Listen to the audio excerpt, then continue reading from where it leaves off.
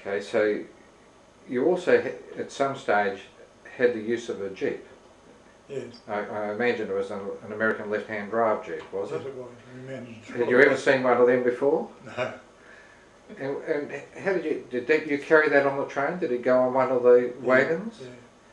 So the train, I've seen a picture, it's probably in your material there, where you had one thing that ad-up roofed one for your comfort.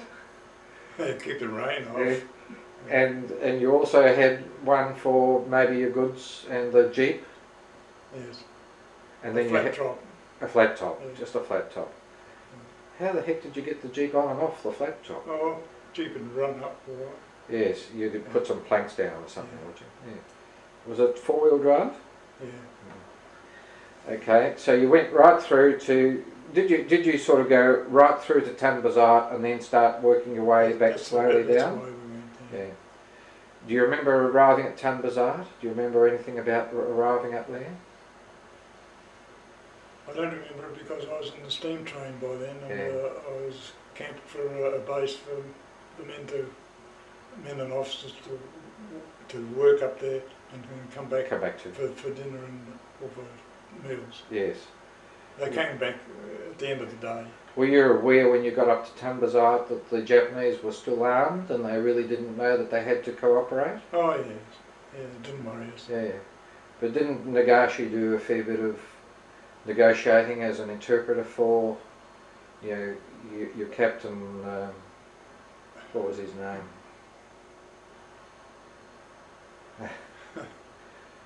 I can't remember his name, but there was Captain Bruce, Captain Bruce, and Captain White. Yeah.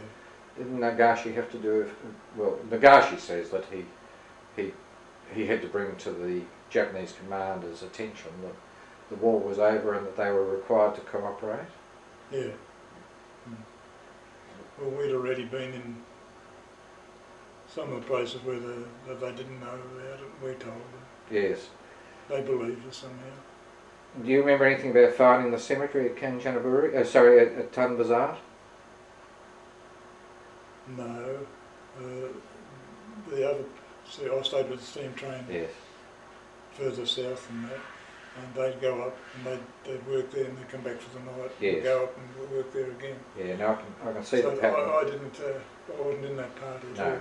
But other places along the line, I still wasn't with them. Yes. I was in the supply train. Yeah, you're the headquarters, the base, what they call A echelon, or B echelon.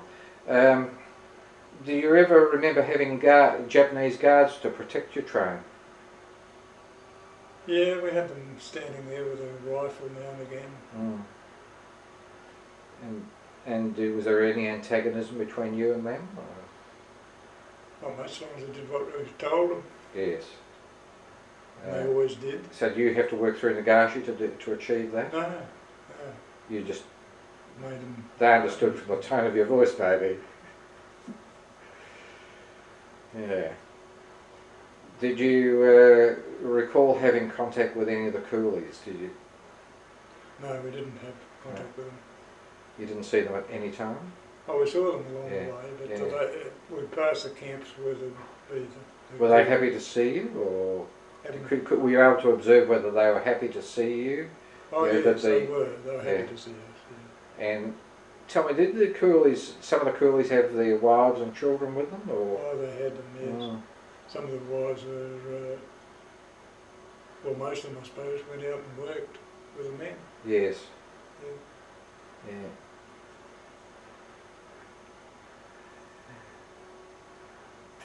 Now, do you remember one particular situation that at one of the camps the Japanese commander pointed out that there was a big grave or a big hole in the ground, a crater, from an American B-29 crashing in the area? Well, I didn't hear that. No.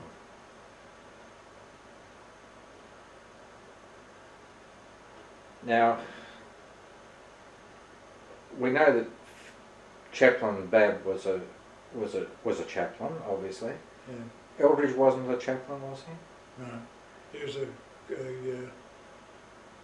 lieutenant, Yes. a full lieutenant, I think, in the British Army. Yes. Did Bab ever hold any services to commemorate the dead, or even have? At the cemeteries he did, yes. He did. Yeah. In the pictures which you showed me, there's some pictures of crosses.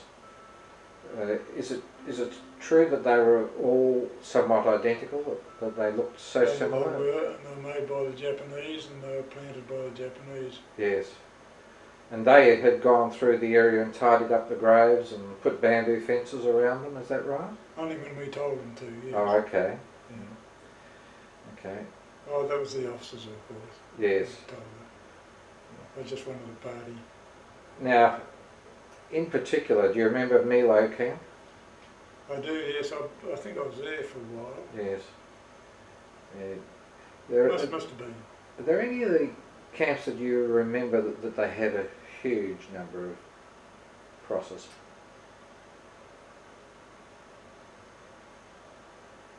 Like, you know, like some of them only had a few, didn't they? But there must have been some of the camps where cholera had hit, where there might be hundreds of little graves. There were hundreds of graves there. Yes. But there were very few crosses at the first, and then afterwards, well, crosses appeared. Yes. Presumably by the Japanese. Yes. Yes. Yeah. And there was one time when you were unable to go any further because a bridge had gone down in front of you. Is that right? Oh yes, we'd gone up over the bridge, and the bridge was destroyed, I think. Yes. And behind us. Yeah. And then the party, the Graves Commission, worked up ahead of us for several days, and I had charge of a buggy, a car, on the rails. I ran down to the bridge and made sure they were working, and we'd be all right day after tomorrow. So we had it repaired to a state, and we were able to cross it after that. Yes. And that's on the I don't know whether I had any effect there, but they managed to repair it. Oh well, someone was there supervising it. Yeah. Maybe you encouraged that to happen. I think so. Yeah. Can you ever remember the search parties having trouble finding some of the cemetery sites and having to, you know? Oh yes, yes. Some were very hard to find, and often they were obscured by the jungle, and they had to cut away or had to have. When the word went out, they took the word out and to nips along the way, and they were in charge of getting the jungle cleared and the names up on the graves and that sort of thing. Yes, they did it.